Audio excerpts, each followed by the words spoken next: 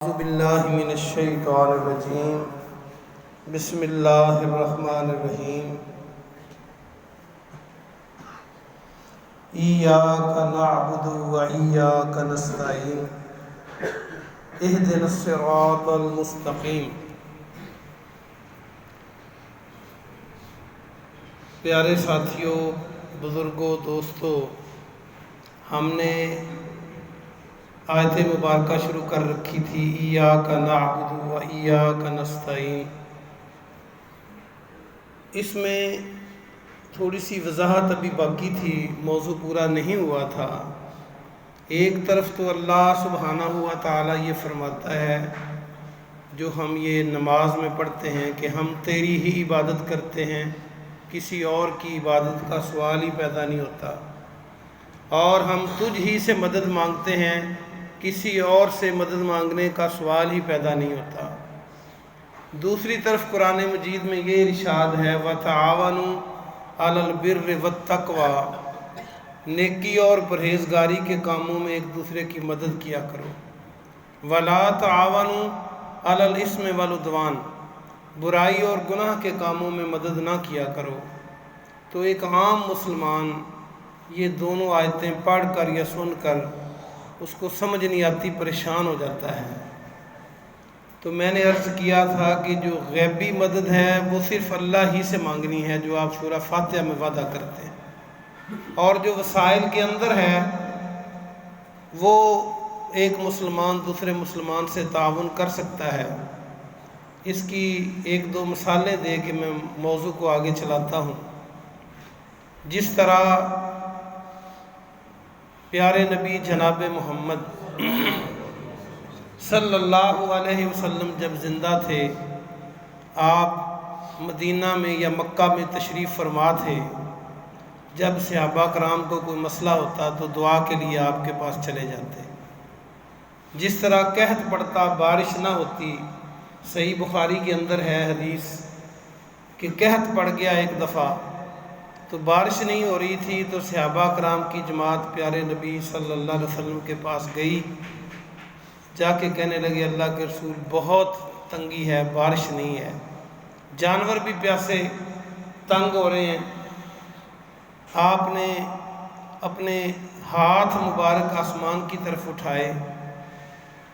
صحابی بیان کرتے ہیں، جو راوی ہیں وہ کہتے ہیں کہ آپ نے دعا شروع کی، آسمان پر کوئی بادل نہیں تھا، بادل کا ایک ٹکڑا بھی نہیں تھا، ابھی آپ نے اپنے ہاتھوں کو نیچے نہیں کیا تھا، کالی گھٹا اٹھی، زوردار بادل آئے اور اتنی بارش برسی کہ بے انتہا بارش شروع ہو گئی۔ سبحان اللہ۔ جمعہ کا دن تھا، صحابہ کرام چلے گئے، 7 دن بارش ہوتی رہی۔ پھر وہی صحابی آیا جس نے کہا تھا کہ اللہ کے رسول بارش نہیں ہے، پانی نہیں ہے، تالاب بن گیا سارا علاقہ۔ آگے پھر انہوں نے عرض کیا کہ پیارے نبی یہ دعا کریں کہ اب تو بہت ہو گیا، اب تو مکان گر رہے ہیں۔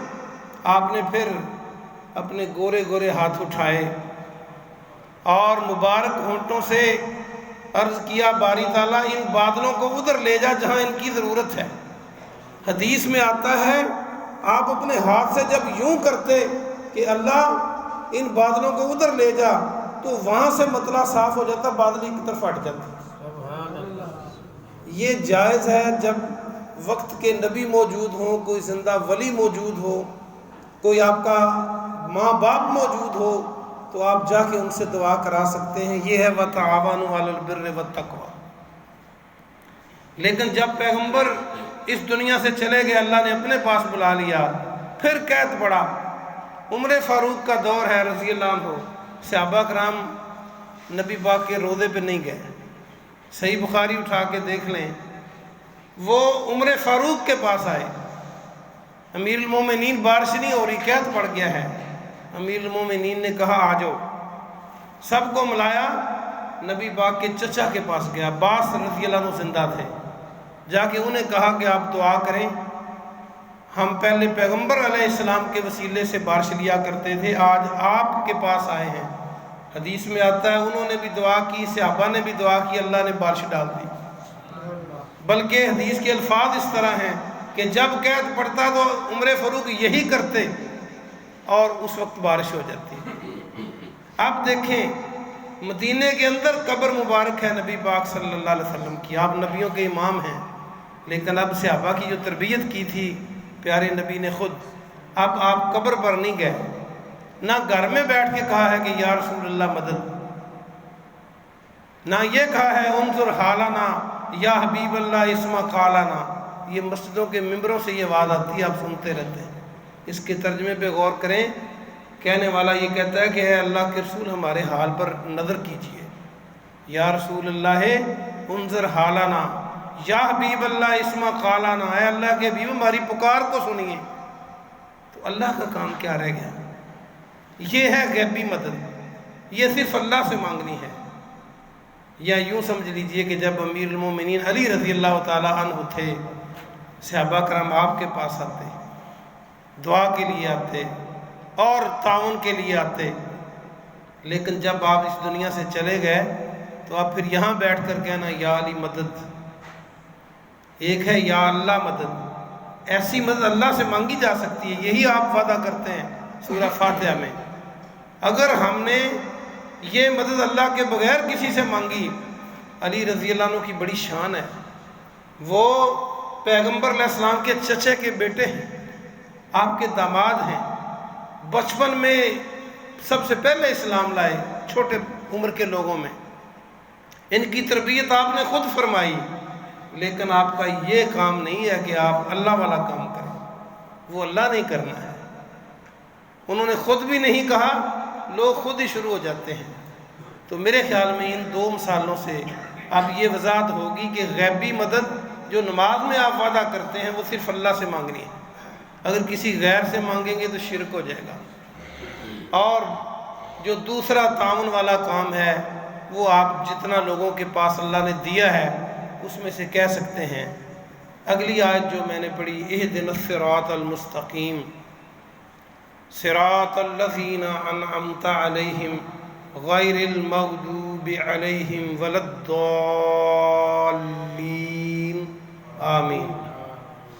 اس میں ہم اللہ سے دعا مانگتے ہیں اہدنا، ہم کو دکھا دے، اہدنا الصراط، الصراط راستہ، اہدنا الصراط المستقیم سیدھا، ہم کو سیدھا راستہ دکھا دے۔ یہ ہم نماز کے اندر فاتحہ پڑھتے ہوئے اللہ سے دعا مانگتے ہیں۔ اس کا ایک معنی تو یہ بنتا ہے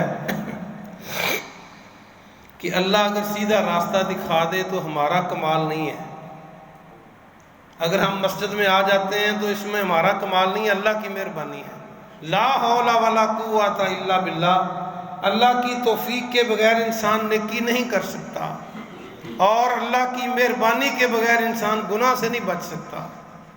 آپ کو وہ حدیث یاد ہوگی، صحیح بخاری میں جو ہے، آپ فرماتے ہیں جناب محمد رسول اللہ صلی اللہ علیہ وسلم، ایک انسان نیک کام کرتا ہے، نیک کام کرتے کرتے کرتے یہاں تک پہنچ جاتا ہے کہ اس کے اور جنت کے درمیان ایک بالشت کا فاصلہ رہ جاتا ہے۔ ایک بالشت، جسے پنجابی میں گٹھ کہتے ہیں، یہ کوئی 6 انچ بنتا ہے، 6-7 انچ۔ ایک بالشت کا فاصلہ جنت کے اور اس بندے کے درمیان رہ جاتا ہے، پھر وہ کوئی ایسا کام کر بیٹھتا ہے اور تقدیر کا لکھا غالب آ جاتا ہے اور وہ جہنم میں چلا جاتا ہے۔ اور اس کا دوسرا حصہ حدیث کا، کوئی برے کام کرتے کرتے یہاں تک پہنچ جاتا ہے کہ اس کا اور جہنم کا فاصلہ ایک بالشت کا رہ جاتا ہے۔ تو کوئی وہ ایسا اچھا کام کر دیتا ہے اللہ کو راضی کرنے والا، اور تقدیر کا لکھا غالب آ جاتا ہے اور وہ بندہ جنت میں چلا جاتا ہے۔ تو اس کا مطلب یہ ہے کہ کوئی نماز 5 نمازیں پڑھ کے، رات کی تراویح پڑھ کے، قرآن کو پڑھ کے کوئی تکبر میں نہ آ جانا کہ ہم بڑا کرتے ہیں، اور کسی گناہ گار کو دیکھ کر بظاہر نفرت نہ کرنا کہ یہ کیا ہوگا۔ اللہ کی رحمت بڑی وسیع ہے۔ تو اہدنا الصراط المستقیم جو ہے، ہم اللہ سے دعا مانگتے ہیں کہ ہمیں سیدھا راستہ دکھا۔ یہ دعا امام الانبیاء جناب محمد رسول اللہ صلی اللہ علیہ وسلم بھی پڑھا کرتے تھے، پڑھتے تھے نا نماز میں، وہ بھی سیدھے راستے کی توفیق اللہ سے مانگتے تھے۔ اور کون بڑا انسان ہو سکتا ہے دنیا کے اندر؟ اور قرآن مجید میں کئی بار اللہ نے فرمایا کہ پیارے نبی ان کافروں کی طرف جھکاؤ نہ کرنا، ان کی باتوں میں نہ آنا، ادھر مائل نہ ہونا۔ اس کا مطلب یہ ہے کہ اللہ کی توفیق نہ ہو تو پھر کوئی بھی سیدھے راستے سے دائیں بائیں ہو سکتا ہے۔ آدم علیہ السلام جو ہم سب کے باپ ہیں، انہوں نے جو اللہ نے حکم دیا تھا اس میں کوتاہی ہوگی ان سے، تو اللہ کی توفیق سے بندہ سیدھے راستے پہ رہتا ہے۔ اہدنا الصراط المستقیم، سیدھا راستہ ہے کون سا؟ بس یہ بات کر کے ختم کرتا ہوں۔ راستے تو کئی ہوتے ہیں، کوئی سیدھے ہوتے ہیں، کوئی ٹیڑھے ہوتے ہیں۔ کئی لوگ یہ کہتے ہیں کہ 4 راستے ہیں، چاروں ائمہ کرام کو وہ کہتے ہیں جی کہ امام ابو حنیفہ رحمۃ اللہ علیہ کے پیچھے لگ جائیں پھر بھی جنت میں چلے جائیں گے، امام شافعی کے پیچھے لگ جائیں پھر بھی جنت میں چلے جائیں گے۔ بڑے ماڈریٹ بنتے ہیں۔ میرے بھائیوں، یہ 4 امام جو ہیں، امام ابو حنیفہ رحمۃ اللہ علیہ، امام شافعی، امام مالک، امام احمد بن حنبل رحمہ اللہ، ان چاروں اماموں کی دنیا میں اس وقت اٹھا کے دیکھیں، امام احمد بن حنبل کی کتاب ہے مسند احمد حدیث کی، جو انہوں نے حدیث کی کتاب جمع کی ہے۔ امام شافعی کی جو انہوں نے حدیث کی کتاب جمع کی ہے مسند شافعی ہے، اور امام مالک کی موطا امام مالک ہے۔ حدیث کی 3 کتابیں ان 3 اماموں نے جمع کی ہیں، پیارے نبی کی باتیں جمع کی ہیں۔ امام ابو حنیفہ رحمۃ اللہ علیہ اللہ کے بزرگ تھے، ہم تو تمام بزرگوں کی عزت کرتے ہیں، لیکن ان کی دنیا میں کوئی حدیث کی کتاب نہیں ملتی۔ جا کے پوچھ لیں، جو ان کے پیروکار ہیں انہیں کہیں جی کوئی حدیث کی کتاب دیں جو انہوں نے جمع کی ہو۔ پھر امام بخاری کی صحیح بخاری کو مسلمان امت ساری بخاری کرتی پھر رہی ہے، پھر 5واں راستہ بھی نکال لیتے ہیں، پھر 6واں مسلم کا نکال لینا چاہیے، پھر 7واں ترمذی کا نکال لینا چاہیے۔ یہ 6 امام تو جو حدیثوں کے جنہوں نے کتابیں جمع کی، اور 10 راستے ہو گئے۔ اور یہ کبھی نہیں ہوتا کہ ایک راستہ لاہور کو جاتا ہی نہیں، بندہ اس پہ پڑ جائے، ساری عمر سفر کرتا رہے، لاہور نہیں پہنچے گا۔ اسی راستے پہ پڑے جو لاہور کو جاتا ہے، پھر لاہور پہنچے گا۔ تو صراط مستقیم کیا ہے؟ سیدھا راستہ کیا ہے؟ اللہ کا راستہ کیا ہے؟ رسول کا راستہ کیا ہے؟ آپ نے زمین پر لکیر مار کر فرمایا، ایک سیدھی لکیر مار دی اور دائیں بائیں لکیریں مار دی۔ کئی محدثین تو کہتے ہیں کہ 2 اور 4 لکیریں ماری، صرف 2 ادھر 2 ادھر، اور بعض کہتے ہیں کہ زیادہ لکیریں لگائیں، اور فرمایا یہ سیدھا راستہ میرا راستہ ہے۔ جو دائیں بائیں راستے ہیں، ہر راستے کے موڑ پر شیطان کھڑا ہے، لگ جائیں جس کے پیچھے۔ بزرگوں کی عزت کرنا اچھی بات ہے، ہم بھی کرتے ہیں، سب کو کرنی چاہیے۔ ہم سے وہ نیک تھے، وہ علم کے پہاڑ تھے، لیکن وہ نبی نہیں تھے۔ نبی جو ہوتا ہے پیروی اس کی جاتی ہے بلا مشروط، غیر مشروط۔ پیغمبر جو بات ارشاد فرما دے، سمجھ میں آئے یا نہ آئے، بس اسی پہ چلنا ہے، وہ اللہ کی طرف سے ہوتی ہے۔ ایسے ایک بات اختلاف کی کرتا ہوں، وہ یہ ہے کہ اگر دین کو 4 حصوں میں تقسیم کر دیا ہم نے، ایک حصے پہ پوری زندگی عمل کرتے رہے، اور پھر ہم نے خود ہی دین کے 3 حصے چھوڑ نہیں دیے، ذرا سوچنا۔ پھر جہاں پہ حلال حرام کا مسئلہ ہے، ایک امام کہتا ہے یہ حلال ہے، دوسرا کہتا ہے حرام ہے، آپ کدھر جائیں گے؟ یا وہ حلال ہے یا وہ حرام ہے۔ اب میں زندہ مثال دیتا ہوں آپ کو، ایک قرآن مجید کھولیے، سورہ حج نکالیے، 17واں پارہ نکالیے، حدیث میں آتا ہے سورہ حج کی فضیلت بیان کرتے ہوئے، حدیث ہے کہ اس کی فضیلت اس طرح بھی ہے کہ اس میں 2 سجدے ہیں۔ کتنے سجدے ہیں؟ سجدہ تلاوت جو ہے، امام ابو حنیفہ رحمۃ اللہ علیہ کے قریب قرآن میں 14 سجدے ہیں، اور سورہ حج میں 1 سجدہ ہے۔ قرآن کھول کے دیکھ لیجئے، جہاں لکھا تھا سجدہ، وہ پاکستان میں ابو حنیفہ رحمۃ اللہ علیہ کے مطابق سجدہ ہوتا ہے، اور سورہ حج میں آخری حصے میں پارے کے لکھا ہوا ہے السجدہ عند شافعی رحمۃ اللہ علیہ۔ امام شافعی کہتے ہیں 15 سجدے ہیں، وہ کہتے ہیں 14 سجدے ہیں۔ آپ بتائیے یا 14 ٹھیک ہے یا 15 ٹھیک ہے؟ جس کو حدیث سپورٹ کرتی ہے وہ موقف ٹھیک ہے۔ اس لیے اور پھر ہم سے پوچھا نہیں جائے گا کہ کس امام کی پیروی آپ نے کی اور کس کی نہیں کی۔ کیا قرآن کی کسی آیت میں لکھا ہوا ہے یا کلمہ طیبہ کے بعد لکھا ہوا ہے کہ لا الہ الا اللہ محمد رسول اللہ و امام ابو حنیفہ رحمۃ اللہ علیہ یا و امام شافعی رحمۃ اللہ علیہ؟ جس کا کلمہ پڑھا ہے اسی کی بات مانی جائے گی، طریقہ وہی اختیار ہوگا اور حکم اللہ کا ہوگا، طریقہ پیغمبر کا ہوگا، پھر وہ قابل قبول ہوگا۔ ایک حدیث سنیے، یہ حدیث مسند احمد میں بھی ہے صحیح سند کے ساتھ، اور جامع ترمذی کے اندر بھی ہے۔ ترمذی والی جو سند ہے اس میں کلام ہے محدثین کا، لیکن محدثین کی ایک جماعت نے اسے بھی صحیح کہا ہے۔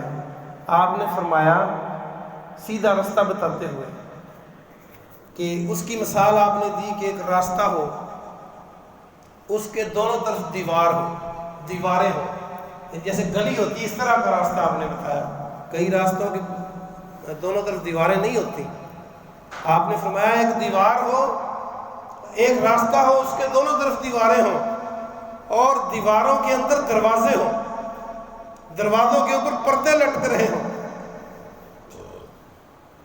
اور پکارنے والا یہ پکارے کہ اگر تم ان پردوں کو اٹھا کر جاؤ گے، نہیں جانا آپ نے، یہ پکارنے والا پکار رہا ہو، ادھر نہیں جانا، اور پھر راستے کے درمیان میں کوئی پکار لگائے کہ اگر تم نے یہ دروازہ کھول دیا تو تم اس کے اندر داخل ہو جاؤ گے۔ آپ کہتے ہیں بڑی مشکل بات کر رہے ہیں، آگے آپ نے خود اس کی تشریح فرمائی۔ یہ حدیث کا ایک حصہ ہے۔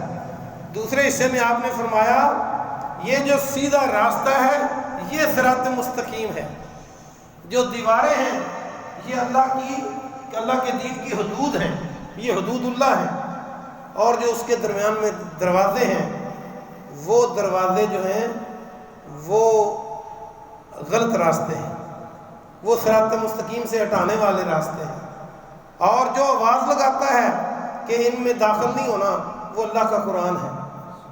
اللہ کا قرآن کہتا ہے نا کہ آ جاؤ سیدھے راستے پہ، کہتا ہے نا وَأَطِيعُوا اللَّهَ وَأَطِيعُوا الرَّسُولَ، اللہ کی اطاعت کرو اور رسول کی اطاعت کرو۔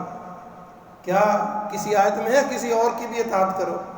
ہاں ہے، ایک جگہ ہے کہ اللہ کی اطاعت کرو اور اس کے رسول کی اطاعت کرو، اور جو اولو الامر ہیں ان کی اطاعت کرو۔ اولو الامر سے مراد حکمران بھی ہو سکتے ہیں جو شرعی ہوں، اور ائمہ کرام بھی ہو سکتے ہیں، آپ کے جو امام ہیں وہ بھی ہو سکتے ہیں، لیکن آگے ہی فرمایا فَإِن تَنَازَعْتُمْ فِي شَيْءٍ فَرُدُّوهُ إِلَى اللَّهِ وَالرَّسُولِ، اگر تمہارا تنازع ہو جائے کسی بات میں تو اس بات کو اللہ اور اس کے رسول کی طرف لوٹا دو۔ اگر تم اللہ اور آخرت پر ایمان رکھتے ہو تو یہ کام کرو۔ اب جہاں اختلاف آئے گا سب کی بات مانو، لیکن مشروط کیا ہے؟ اگر یہ بات قرآن حدیث کے مطابق ہوگی تو مانیں گے، ورنہ نہیں مانیں گے۔ جہاں متنازع بات آ جائے اس کو قرآن کی طرف لوٹا دو، اس کو حدیث کی طرف لوٹا دو، جو قرآن کہے جو حدیث کہے وہ مان لو، یہ اس آیت کا مطلب ہے۔ تو اللہ اور اس کے رسول کی اطاعت غیر مشروط اطاعت ہے، اور یہی سیدھا راستہ ہے۔ ہاں میں بتا رہا تھا کہ جو دروازے میں داخل نہ ہونے کے لیے آواز لگاتا ہے وہ قرآن ہے، اور جو کہتا ہے کہ اس میں داخل ہو جاؤ گے تو نکل جاؤ گے آگے، صحیح رستے سے بھٹک جاؤ گے، یہ اللہ کے رسول ہیں، یہ اللہ کا حکم ہے، یہ اللہ کے پیغام ہے، جس طرح بھی آئیں اس طرح مفہوم ہے۔ اللہ پاک سے دعا ہے کہ اللہ پاک ہمیں سیدھے راستے پہ رکھے۔ اگر ہم راستہ بھٹک گئے تو پھر ہماری نماز، روزہ، حج، زکوٰۃ کام نہیں آئے گی، چونکہ آپ اس منزل پہ نہیں پہنچ سکتے جس کا رستہ آپ نے اپنایا ہے۔ اگر وہ رستہ ادھر نہ جاتا ہو، اگر ادھر جاتا ہوگا تو بے شک دیر سے پہنچ جائیں گے، پیدل بھی پہنچ جائیں گے، اور رستے پہ چلے گئے تو ہوائی جہاز بھی کہیں دور سے دور لے جائے گا۔ اللہ پاک سے دعا ہے کہ اللہ پاک آپ کو اور مجھے عمل کی توفیق عطا فرمائے۔ انشاءاللہ کل اعتکاف پر بات کریں گے. کل 20واں روزہ ہے اور کل اعتکاف بھی بیٹھ جائیں گے انشاءاللہ جن کو اللہ توفیق دے گا. سبحان ربک رب العزت عما یصفون وسلام علی المرسلین والحمد للہ رب العالمین.